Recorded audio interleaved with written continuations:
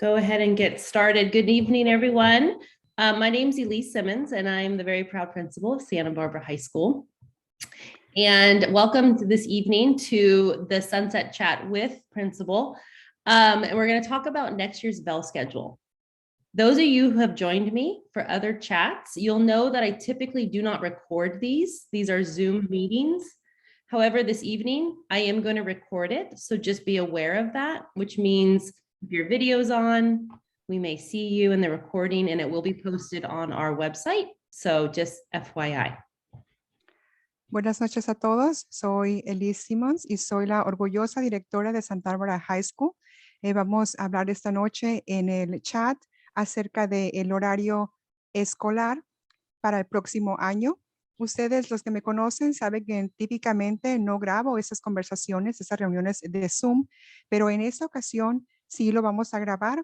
Y entonces, para que estén enterados, si quieren tener su video apagado, está bien. Y si lo tienen encendido, se verá su imagen y lo vamos a publicar en el sitio web de la escuela. So I'm going to turn it over to our amazing language access team. Tonight we have two here, and I'll have Ana explain interpretation for you all. Thank you, Ms. Simmons. Gracias, señora Simmons. Haré este anuncio tanto en inglés como en español. I will be making this announcement in English and Spanish. Good evening. To facilitate language access, we will be providing interpretation into English and into Spanish. If you are bilingual, you don't have to press anything. If you're not bilingual in English and Spanish, you have to select the language that you speak to hear the interpretation. If you are on a PC or laptop, look for the globe icon on the bottom right that says interpretation and select English. If you are on an iPad or your phone, locate the three-dot menu on the top right, click on language interpretation, and then select English. Buenas tardes, esta reunión contará con interpretación simultánea en español. Si usted es bilingüe, no tiene que presionar nada. Si usted no es bilingüe, tendrá que elegir su idioma para escuchar la interpretación. Si está usando una computadora, verá un icono en la parte de abajo de su pantalla, a la derecha, en forma de globo terráqueo que dice interpretación. Haga clic ahí y seleccione español. Si está usando un iPad o el teléfono, busque el menú de 3 puntos arriba, haga clic en interpretación de idiomas, elija español y por último finalizar o listo. Gracias. Ms. Simmons, would you please assign me as a second interpreter? Yep, there you go. Thank you. Good evening, everyone. I just want to make this announcement again. Welcome to the Sunset Chat with Principal. We're going to specifically talk about the bell schedule for next school year. If you have joined me in the past for Sunset Chats, you know that I typically do not record these because the goal is to have folks have their videos on and be able to talk openly. That is still my goal tonight, but I am recording it so that I can post it on our website, and I will share it out Parent Square. So if you don't want your video, you don't want your face to be recorded or anything like that, I just want to make sure everybody's aware of tonight's presentation will be recorded and posted on our website. You'll also notice there is a chat function, so please use that. If you have any questions, you can unmute yourself as well throughout the presentation and ask a question. You can raise your hand. All of those things are still great ways to participate in this meeting. Before we get into the actual presentation, I want to acknowledge that I have some of the Bell design team members are here this evening with all of us.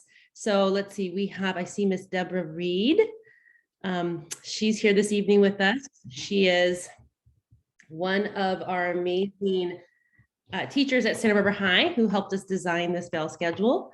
We have, I see Genevieve Quinn, who's also here this evening. She's another teacher. Both teachers have been part of Santa Barbara High for a long time. We won't go into their years, but they're very much bring to the table wisdom and experience as we've done this very intense, complicated, but we had some fun building this master schedule. I also see Mr. DuPont, who's here with us this evening. He's an assistant principal who's been with us during the bell schedule build. And then I see Marcy Porter. She is one of our fabulous counselors who not only has been part of the bell schedule design team, she's also going to be my partner in crime as we start to build the master schedule, which I'll explain as part of the bell schedule process.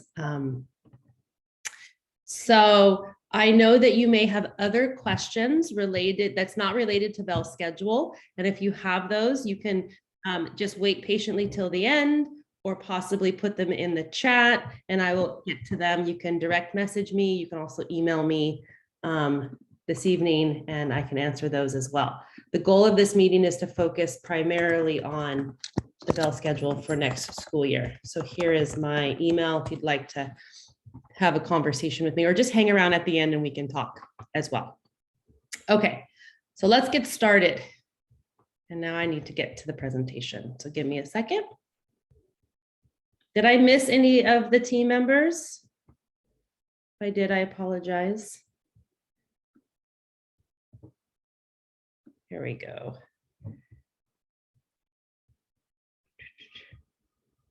I'm used to using 2 screens at work and now I'm having to use 1.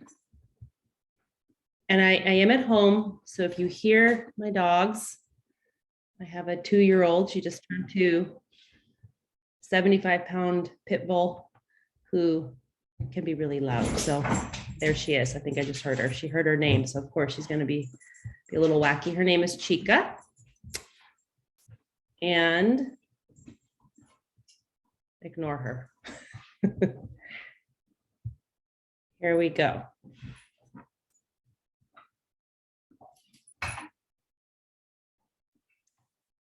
And it's being slow. Okay. And of course, it's at the end. So we're going to stop sharing. I apologize, you guys. Give me a second. It's being difficult, of course. We're finding that when you share the slideshow, Ms. Simmons, that they often start at the end, and once they load, they move back to the beginning. Well, I'll just manually move it all the way to the beginning, and hopefully it doesn't take me back to the end. See what happens now. There we are. There's our beautiful school. Okay, so we're going to jump in. Again, feel free to use the chat. You can raise your hand and we can call on you. You can unmute yourself, and we are recording. And this will be posted on our website as well as shared out via Parent Square. Here we go. So I just want to begin with, and some of you begin with this question: what problems are we trying to solve as we entered into this bell schedule process? So I'm going to share with you some of our problems, and they're related to our student-centered goals as well as data. So you'll see here, this is our student-centered goals for our district. They align with our school goals, increasing language literacy and math achievement. I'm pointing at the ones in the red boxes are the ones that pertain explicitly to our bell schedule design. Increasing A through G preparation for all students. I'll explain what that means and show you some data in a minute. And then nurturing student health and wellness. So when it comes to UC A through G data, basically here's the data that was shared in a presentation to the school board. And you can see it's comparing the 3 traditional high schools with our alternative high school. And you can see Santa Barbara High, there it's multiple years. So that this is the number of graduates that by the end of their senior year meet the A through G requirements for the University of California or the Cal State University. Let's show you a little more recent data. This is last year's graduates.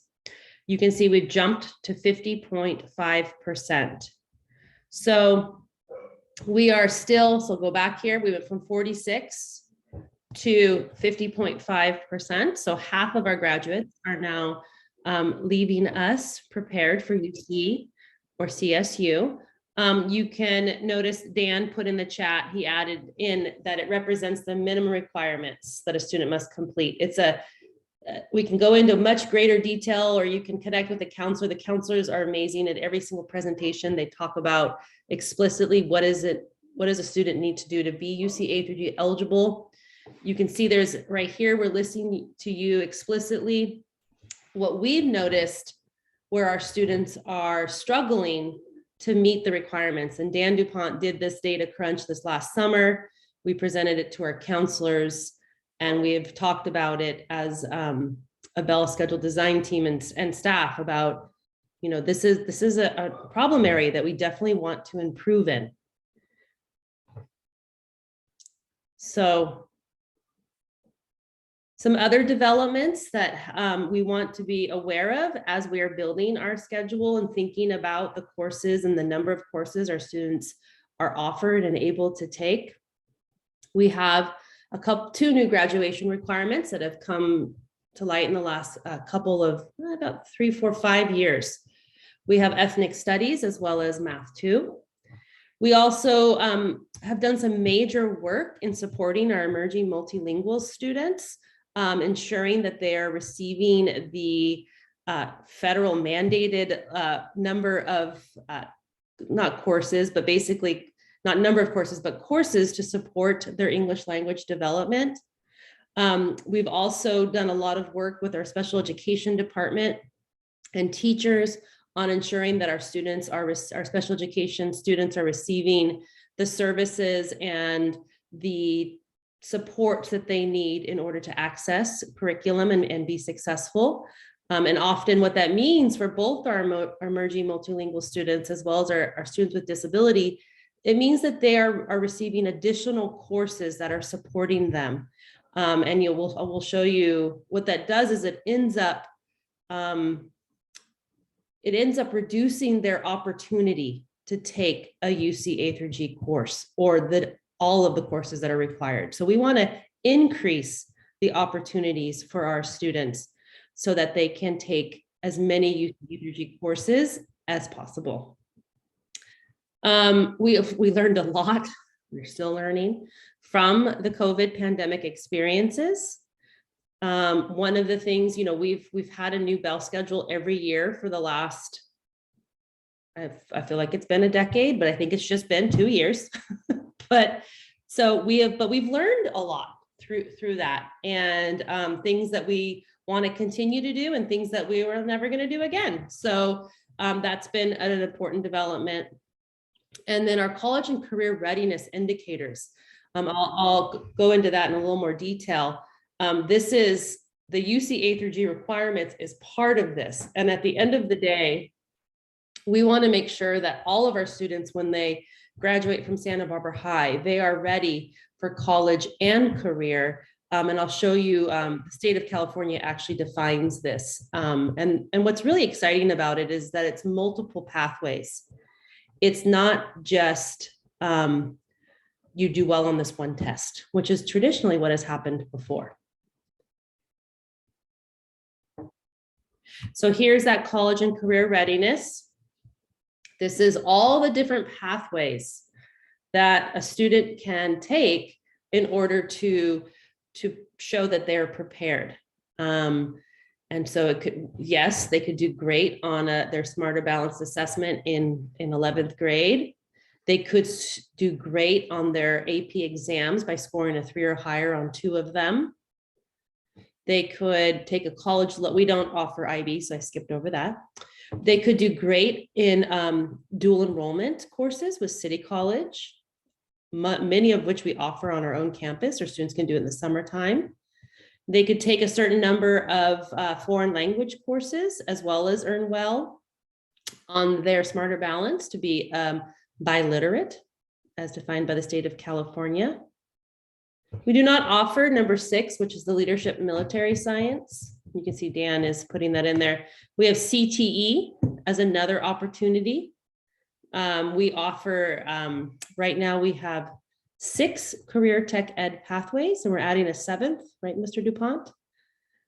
Yes, we have 6 right now. We have computer science, culinary arts, construction tech.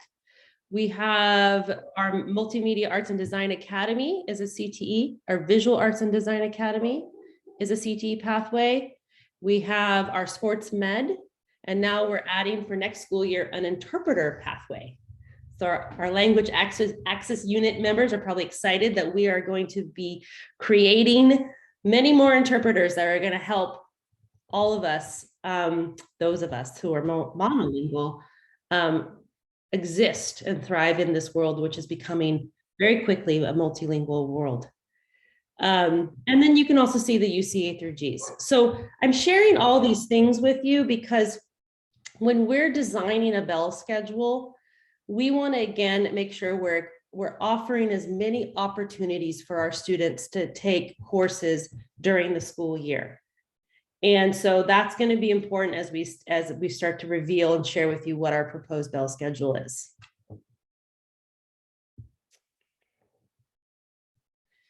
So in the past, for those of you that have seniors at our school, or maybe students that graduated with us, you may remember that we had a Bell schedule that had 6 classes, 6 periods.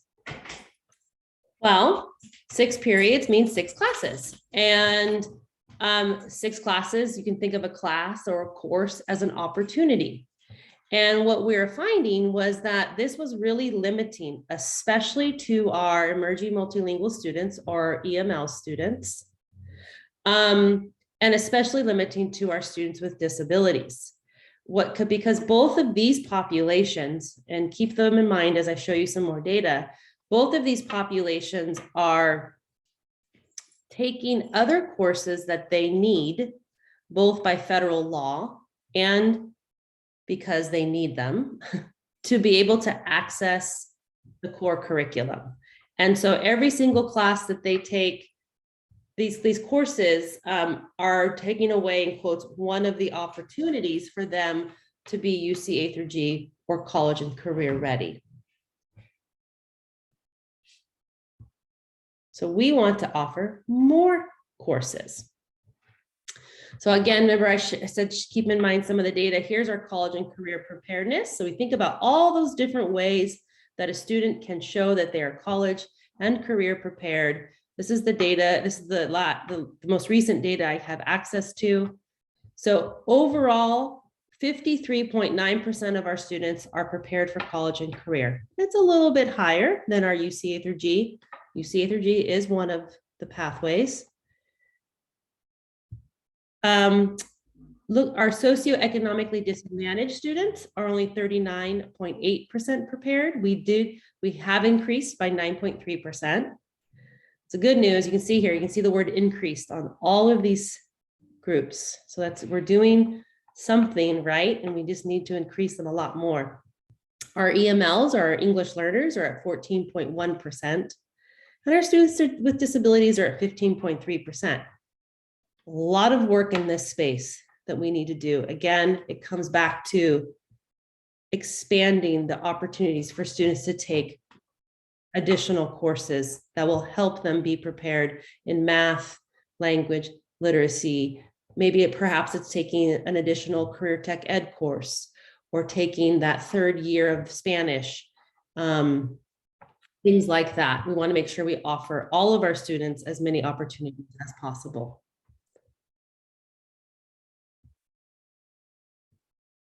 So before I jump into the process, there is one question that's related to the Bell schedule conversation that I want to talk about. How is the and I'm getting this through direct message, so if you're wondering where it's coming from, that's where it's coming from. How is the district's announcement this morning about blending college prep and honors classes going to affect Santa Barbara High School going forward?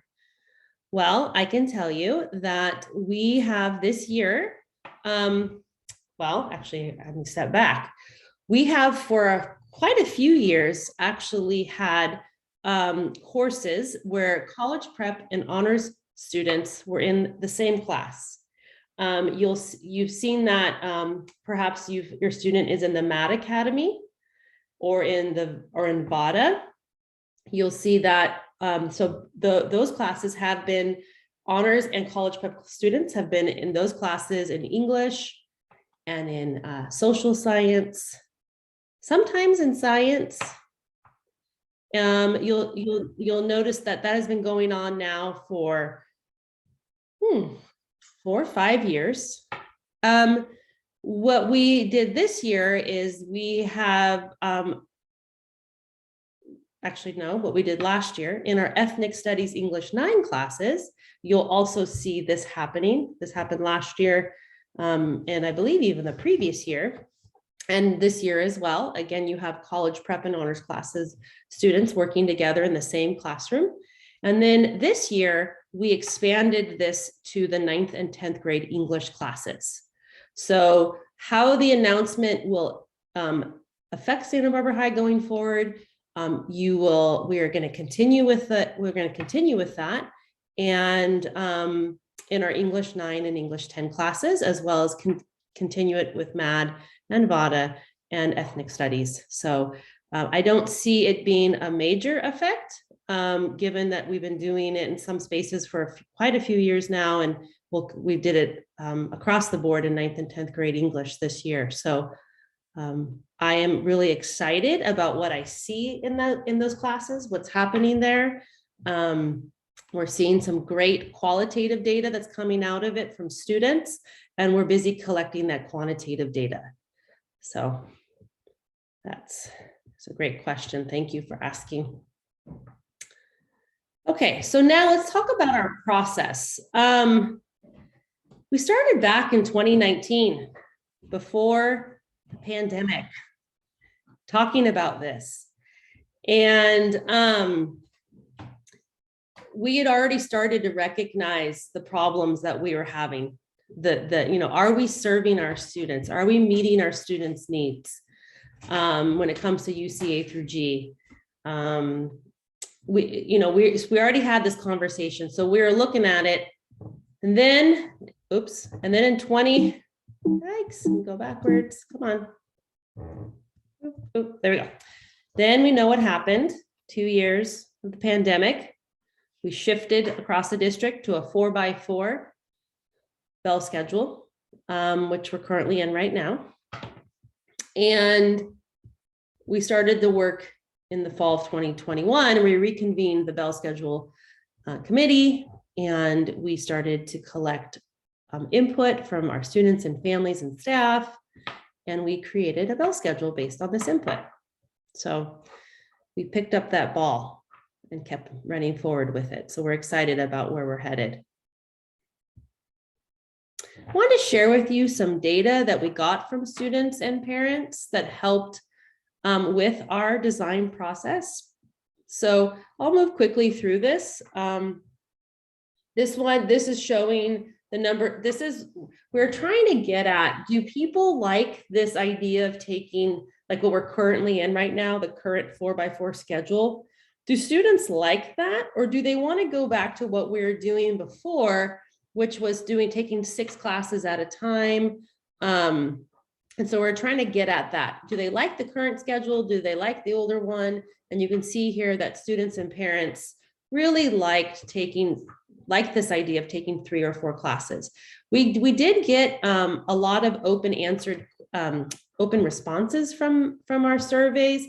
And a lot of the reasons that people stated had to do with mental health, reducing the level of stress, allowing students to focus on just a few things at one time. So that was a lot of the responses that we got from both students and parents. And I would say we really saw that as being one of the benefits during the pandemic, when everything was so stressful, and we're still continuing to repair and heal from that. This one again it goes sort of a similar question, which is talking about the number of courses that a student takes on a daily basis. So again, not necessarily a number of courses that they're taking all at one time, but on any given day. And again, you start to see similar data here. And then as what you saw in the last slide. This is how important it is you to have a schedule that's the same each day. So you can see some people are like, 25% of our students and parents are like, that's not that, or almost 50%. It's not that important. Some it's like, it's really important. We know that consistency is important. Structure and consistency. How important to use having classes that last the entire year. So this one's an interesting data point. You'll notice it seems to be split from not at all versus it's really important. And I will say when you read the responses, a lot of this had to do with, I think, the kinds of courses that students took. So if people who had students who were in an advanced placement course really said, it's very important that I have that class all year long, because that's going to help me prepare for the very high stakes exam that's in the springtime. Other students who are not in an advanced placement course say, no, I really like having I like having classes just for half the year for a longer period of time. So you saw this, you can see this being split down the middle. And I will reveal to you that our staff was very similar in this sort of data point here as well. So this is how important it is to have a schedule allows you to have the same teacher for the entire year. Again, sort of similar to the last question we just asked. Again, you can see it's for students, it was really important, and for parents, it was less important, which I thought was sort of interesting. You can see that flipped there. Of course, I love this question, and I love that the answer is yes. How important it is to you is have a greater variety of classes to choose from, and that is a constant conversation and struggle, and just really looking at what are our teachers able to teach credential-wise, but also what are their passions, and so just how can we tap into both of those things at the same time, passion and credential. How important to you is to have a class like seminar during the week, where you can get homework done, do homework, have a mind break, or get help from a teacher. And look at that. It's very, very important both to our students and our parents. How important to you is having time during the school day to receive tutoring?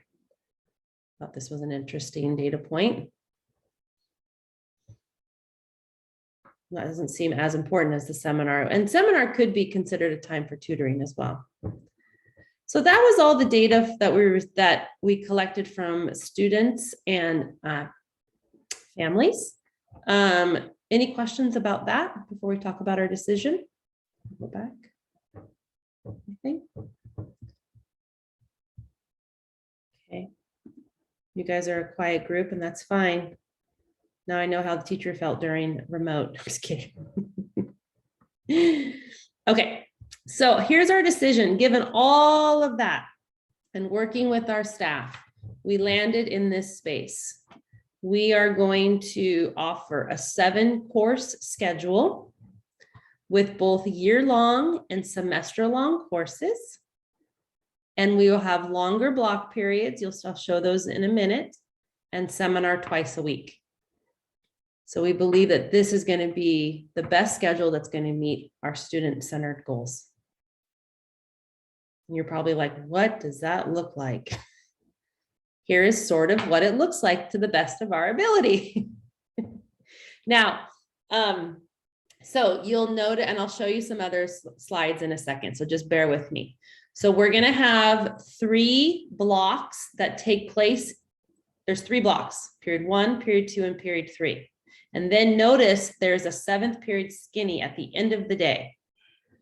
Within each of these blocks, oops, let me, it's in presentation mode. Okay, if I wasn't in presentation mode, I could do this.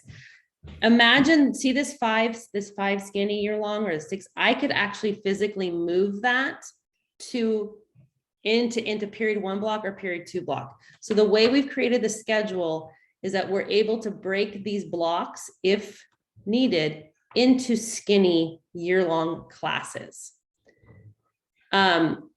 so it's like, okay, that's great. The hard part comes when we are deciding which courses are these block courses, which are very similar to what's happening right now, and which courses are the ones that are going to happen year long. So if you look over here, we started to create a list of possible courses. You notice the big asterisk there, and I'll explain that in a minute. But these are the year-long skinny classes. These are the classes that we know from experience, but most importantly, because they are doing things all year long. They are, for example, let's pick on leadership. Leadership, they are planning school-wide events from before school even starts with Link Crew, welcoming our new students, all the way to the end when it comes to graduation and everywhere in between. So those students need to be together all year long because they're doing things all year long. Same is true with these other classes. Now you'll notice down here in bold, you'll see math and languages. Well, we've done a lot of research as we are developing this, and we found that if research says that math courses and language courses specifically, their skills build on each other, and having to go across the entire year will benefit the student learner. You may also recall, if you go back, you'll notice that the areas in which our students struggle the most in being UCA through G, math is one of them. And if I were to show you our state scores, our CASP scores, actually, if I were to show you the scores for any high school in the state of California as it relates to math, you'll see it's an area that students are struggling with. So we wanted to be very thoughtful about what courses are year-long courses. And then also same thing with languages. We are really focusing on the multilingual space, and we want to continue to allow our students to develop and become not just become proficient in their languages. So I see that there's a question in the chat, so I'll talk about that. Let's see, I'm confused why year-long classes aren't for AP, language, and math. The classes where it's most important for students to build their knowledge over a period of time, the prioritizing of non-academically challenging courses for year-long seems backwards. Yes, so I will tell you, and I can see Laura put that in there. Also, there's a question about AP courses, and people were saying they'd love to have it for year long. So the reason why we are not offering it year long, and I'll actually show you in a minute at the end, I can skip to it, our AP scores. Here's the deal. The only reason why people want the AP courses to be year long is because of that exam at the end of the year. And we're stuck with that. We know the College Board, we have to give it in May. It has to happen at this time. And really the only way that students can get college credit for that AP course is if they score 3, 4, or 5 on that exam. Now, let me show you. I'm just going to jump to it so you can see it.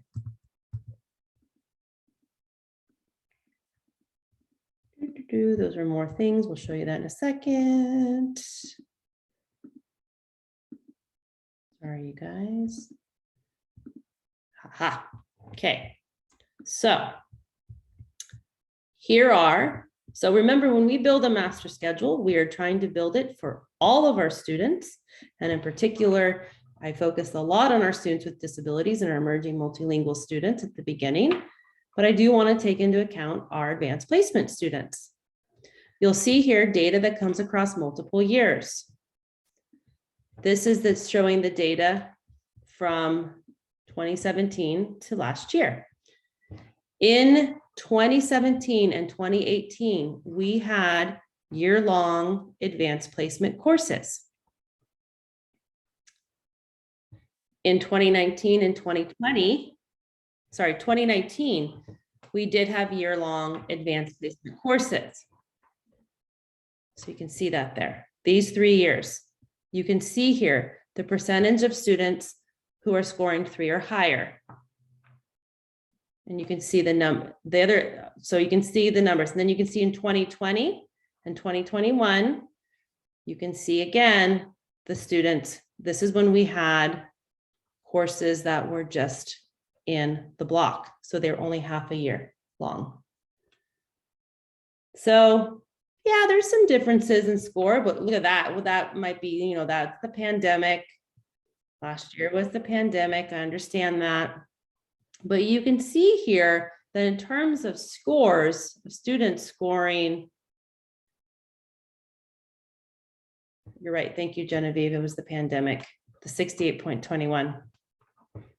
I apologize. You're right. So 2021 was the first year we had 4x4. The other thing that I want to acknowledge that we wrapped our brain around as a team is if you look at the number of AP students. So we had, you know, anywhere from 593 to 435 students that are in an AP course out of 2,200 students. The number of exams, that are actually taken. So students take multiple exams. And so then the number of students scoring. But again, I think we want to just, like, I want to be very upfront. Actually, this data doesn't tell exactly, because this is the number of students that actually take the exam. This is not the number of students that are they're seated in the seats. And when we did the math, it ends up being roughly a 40 to 40%, a third to 40% of the students who are actually in an AP course that end up actually taking the exam. So we wrestled with this, don't get me wrong. And one of the things we thought about was, is there another way to support our students in being ready for that exam, other than essentially creating 2 complete schools within a school in the bell schedule? So if I were to go back to, I'm going to go on, just bear with me. This is important information that we got in some pretty heated debates about this.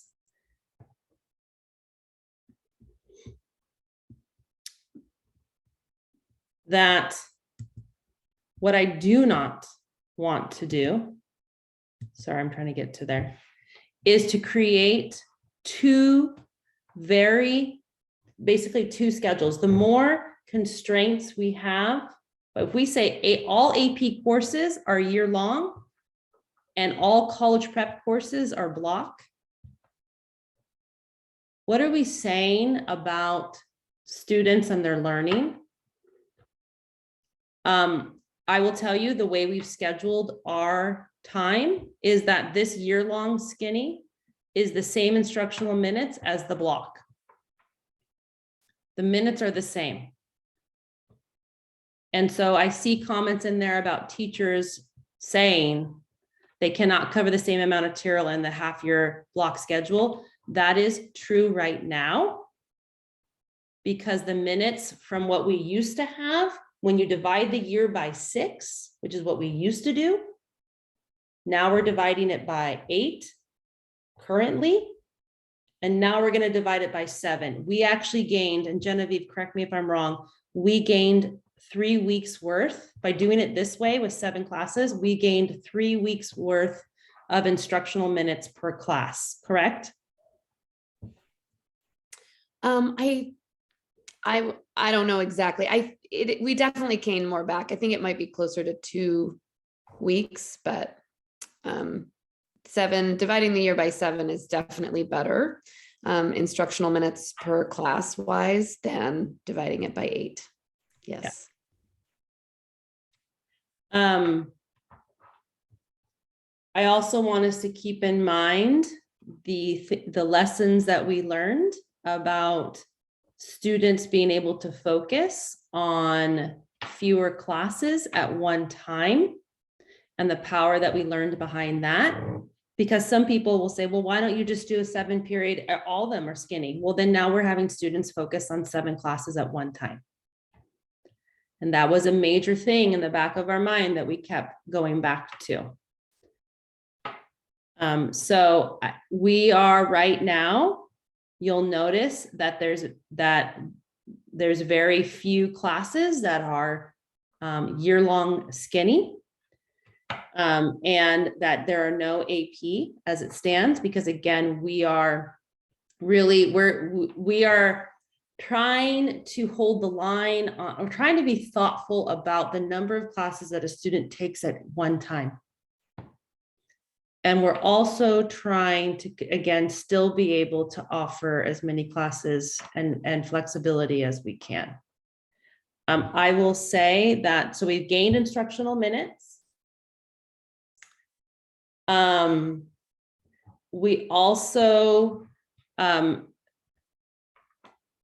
thinking about how can we use seminar terms 3 and part of term 4 to support all of our AP students who are going to take the exam.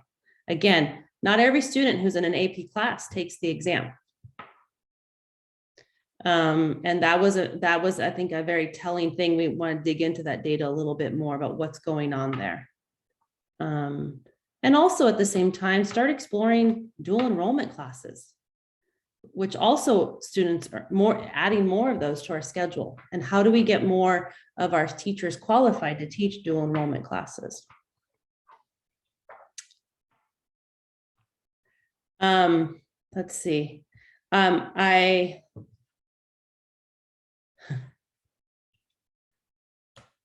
Perfect. So maybe they don't need to worry about it being yearly.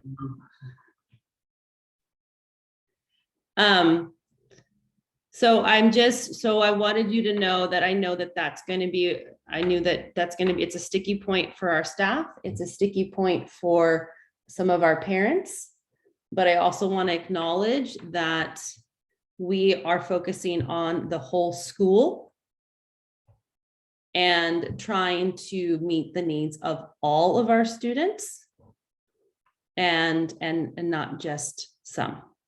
So that we're trying to do the best we can with this. Couple things there's a reason why there is a big asterisk there, because in theory, this might be great, sounds great, but on the Bell schedule design team, there was 3 of us that have built a master schedule before.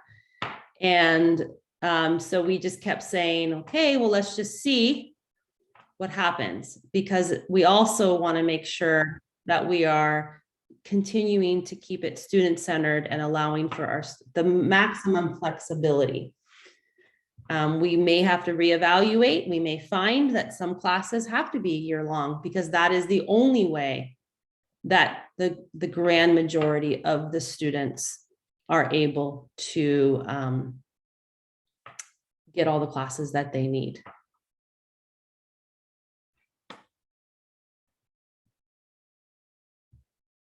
So here's what the schedule actually looks like in terms of minutes and time. A couple of things I want to point out is you'll notice that on Monday, Tuesday, and Friday, it is different from Wednesday, Thursday. So we are going to have essentially 3 different schedules throughout the week. We notice we begin at 8:30 on 4 days of the week, and we end as close to 3:30 as we can. Wednesday goes 3:35. And then on Thursday, we start later. We have our teacher collaboration time and staff meeting time. And then we end pretty early that day, 2:45, which we acknowledge that some athletics continue even on Thursdays, even though it's not on the student's schedule. So I'm sure they'll happen there. I want to make sure, actually, I may go back because I think this is what's confusing some people. So just to be clear, I can move these green skinnies to any of those period blocks. So what we had before was all of those green kind of going across, but these skinnies can, in theory, and I'll show you again, happen within any block. But it's not, there really aren't, because the more we add, the more constraints we're doing it. So notice here in period 1 block, there is 2 essential periods in there, period 1 and period 2. We are doing a forced break in the middle of these blocks. That was something that we heard from our students and parents. I hear a lot from students that block periods can be really long. However, they do like them, and that break does help. They like them because they can sort of settle in and depending on the class, get to do hands-on things and sort of focus in more on some concepts. But you notice there is a forced break. That forced break also may be a passing period for some students who have a skinny during that time. So you'll notice we do have the flexibility of having year-long skinnies in every single one of these blocks. And so again, as we build the master schedule, that's going to be when we start to understand the patterns. And again, when we, if I don't know if there's any parents or other teachers or anybody who's on this call that's ever built a master schedule, you'll know what I'm talking about when I talk about constraints. And a constraint is essentially something, an obstacle, and we want to reduce them as much as possible to maintain ultimate flexibility. I do want to point out that even these skinny year-long blocks get an opportunity to have a longer class period, at least 1 day a week. So that's just something I want to point out. For those of you who might remember our hybrid schedule that we had before the pandemic, where we had blocks on Wednesdays and Thursdays, we're doing that again. We really liked that. So even for the skinny year-longs, those 2 days sort of slow down a bit by offering just a few, they just have to focus on a few classes. And notice we have double seminar. And so we are, once we're going very soon, creating a seminar design team where we're going to focus on the curriculum and the support that's going to happen during that time, social emotional learning curriculum, possibly academic support, things like that for our students. Here's some sample schedules that, this is an example of a 9th grader and an 11th grader. So those that are in gold are our blocks, and then those that are green are year long. So you can see how a student in theory could have both. And so if you're this first student, you'll have English 9, 2 periods in a row. Then you'll have this class called individual instruction for period 3, math 1 for period 4, beginning theater and football. So at a given time, this student is focusing on 5 classes. And then again, for an 11th grader, you can see AP English Lang, leadership as a skinny, Spanish 3, and AP US History. So at any given time, the student's focusing on 1, 2, 3, 4 classes, but still have the opportunity to take 7 throughout the year.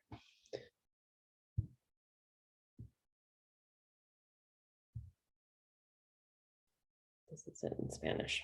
Okay. This is just a reminder of where we've been, where we're headed. We've done pretty good sticking to our timeline. All things considered, I'm really proud, very proud. When I say all things considered, I'm saying because it's been COVID and we're all stressed out. Still, I am very proud of the work of the Bell Schedule design team. There is about 15 of us that met, I want to say about a total of 24 hours, discussing, arguing, negotiating, compromising, evaluating data, collecting more data, finding research. I'm really proud of the work that the team has put in to come to where we're at today. And we have wrestled with the AP, what is needed for advanced placement students, and we will continue, just as we'll wrestle what do our students with disabilities need? What do our emerging multilingual students need? We're going to continue to wrestle with all of our student groups. And because at the end of the day, we want all of our students to be college and career prepared. And just amazing human beings. I've been talking to a lot of folks about this idea of like, you know, at the end of the day, I want to create folks that like I want to live next to. I want them to be my neighbors. I want them to be the person who dates my daughter. Like I want to create people who are just caring, compassionate human beings. And how do we do that in this world right now? So anyways, I was on a tangent. So next steps. We have submitted our plan to the district. We had to make a few adjustments. We resubmitted it. You saw what I shared with you is what the resubmitted version is. It's now in the hands of district administrators and our teacher union to review it and hopefully they will finalize it soon. And then right now we are building the master schedule. We are collecting course requests from your children. If they haven't already given their course requests or they haven't said anything to you, please have them reach out to their counselor. We need to hear their voices. And just as a sort of tangent, but something that's related to this, I was in training on Monday and Tuesday, and the trainer was asking us about our bell schedule. And I made a comment about, and Dan was there, we made a comment about how, yeah, we build our master schedule around what our students request, what they want and what they need. And she was completely just like, what? That's amazing. And I was like, yeah, that's what we do. Why would we not do that? So I'm pretty proud of the amazing work we have done and we continue to do as a school. Couple things here, you know, again, this you've probably heard me say this over and over again, like how we're going to leverage the schedule. We want to make sure we give more opportunities for CTE pathway completion. That means taking 2 or 3 CTE courses in a sequence. Again, more opportunities for college and career pathways, more arts for UC A through G, more world languages. Let's get some more dual enrollment classes happening for our kids and credit repair during the school year. Let me show it. So that's really important is credit repairs. You know, some students are going to earn an F. And so how do we help them during the school year and not have to do summer school? Where instead that during summer, they can explore their interests, they can take a city college class, they can get a job, they can take care of their siblings instead of having to worry about school. I do want to share some points of excitement and appreciation for our teachers. What this data is, it's the 9th graders that have earned less than 60 credits by the end of their 9th grade year. Our teachers have done an amazing amount of work around supporting students. You can see here, pandemic years, around supporting students, around, some of you may have heard the grading for equity presentation that happened Monday night. If you want to know more about that, reach out to me. Just really understanding what our students need and supporting them. If a student is credit deficient as they enter into 10th grade, we know they're going to struggle much, much more so. So we're doing everything we can. So we want to talk about focusing on students. We've done a lot. We've gone from 40% at its height of our 9th graders having less than 60 credits to 9% this last fall. So we're working hard. And we know some challenges. We know that we need to look at and figure out what are the courses that should be year-long. Dual enrollment hours, we are struggling with. We want to make sure the courses, dual enrollment courses require a certain number of lab hours. Right now, we've found a fix, which is usually like students get to stay after school some hours each week. We have increased the number of instructional minutes, so we're going to evaluate what if any additional hours are needed. There it is, number 3, AP exam prep. We know that's a major challenge that we want to make sure we continue to go after and tackle. And then I'm sure more will come up. But man, we made it through a pandemic. We can get through a bell schedule design, right? Barely. And I just already shared this stuff with you. Okay. So that is the end of the presentation. I'm going to stop sharing. I see there was some conversations happening. I feel like Dan was answering the questions. Let me make my screen bigger. Let's see. Why is the first day of school next year on a Friday? I don't know. Didn't make that decision. There was a discussion at a board meeting. The school calendar is decided, I believe, in concert with SBTA union and district leadership. But that just means we have the weekend right away. So I don't know. I don't give my input on those things. And why does school year keep getting earlier? Yes, school keeps to start earlier, but we get out earlier. Like we're done on June 3rd this year. So school calendars, folks, is not something that is a site decision.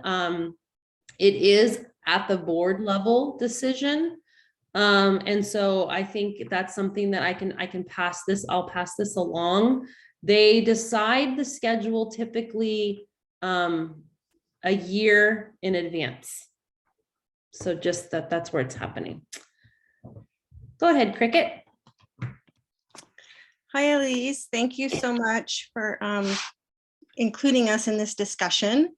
And I'm really excited to see that you are considering year-long option for classes. I applaud you on that because I think that there's a huge benefit for a lot of our classes, for the students and the staff as well to do that. So thank you for, and your committee for all the work that you've done on that. I do really feel it's important to include AP courses in that year-long option. I don't think just the test score is what it's about. An AP class is supposed to be giving a student a solid basis for college level education, and they need to have the complete material and curriculum of that kind of course and have the time to build on it, get the mastery and the skills. And I think I've heard from both teachers and students that that's extremely impossible to do in the block schedule. And I think I agree, you do have to take into consideration all of your student body, and working on the block schedule and making it so that you can have more courses for students to take who are struggling with getting enough A through G is important, but also encouraging your academically striving students who want to go above and beyond and get a little closer to that college stuff.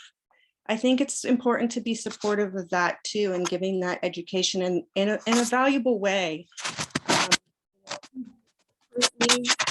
Kids that are trying to learn a lot more material in that short time, they're just not getting the quality of a learning experience of that system. And you were seeing it even, I work at UCSB, and the graduate student TAs are talking about kids coming in and having AP experience that is just full of holes because they didn't get as much of an experience in their high school AP classes. So I think it's important to consider that.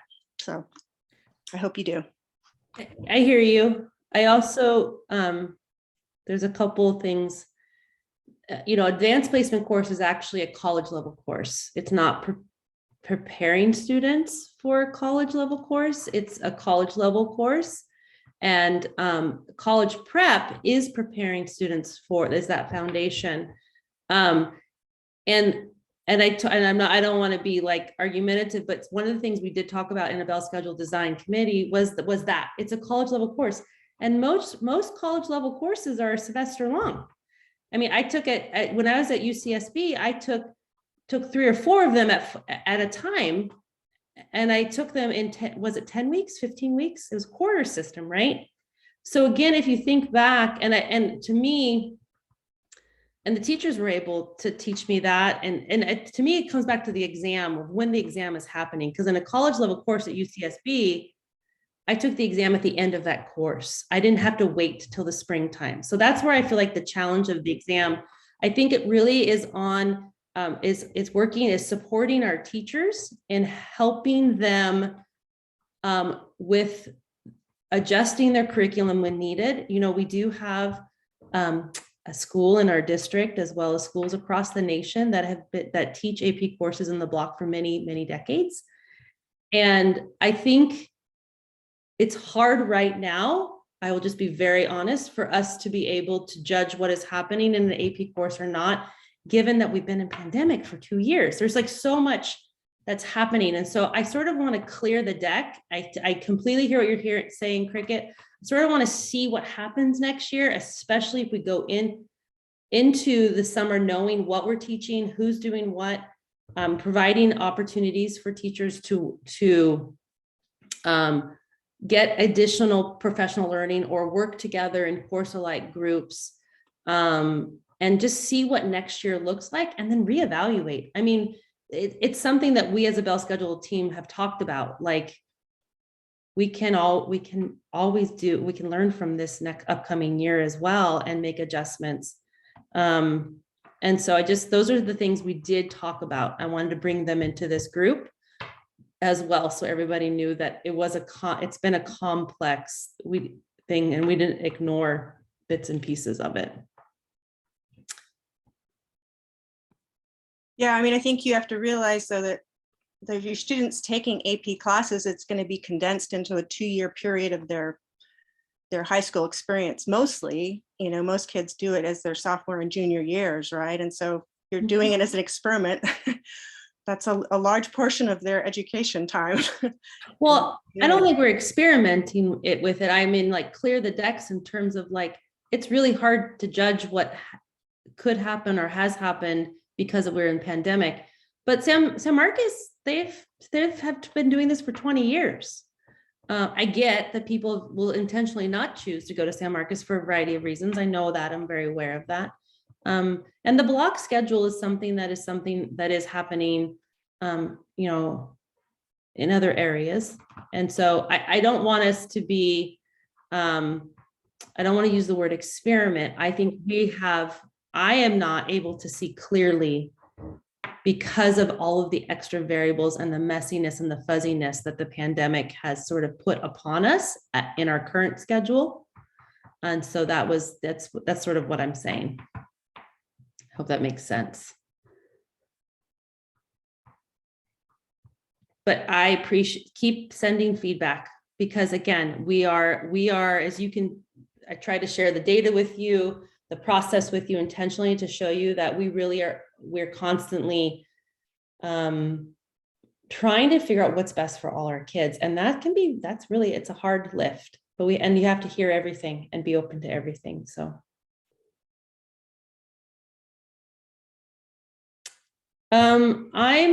You're welcome to stay on. I'm going to stop recording. If you guys want to talk about non-Bell Schedule things, I'm here for you. I'm going to stop recording just because I want to be able to focus just on the Bell Schedule for the recording. So here I go. I'm stopping.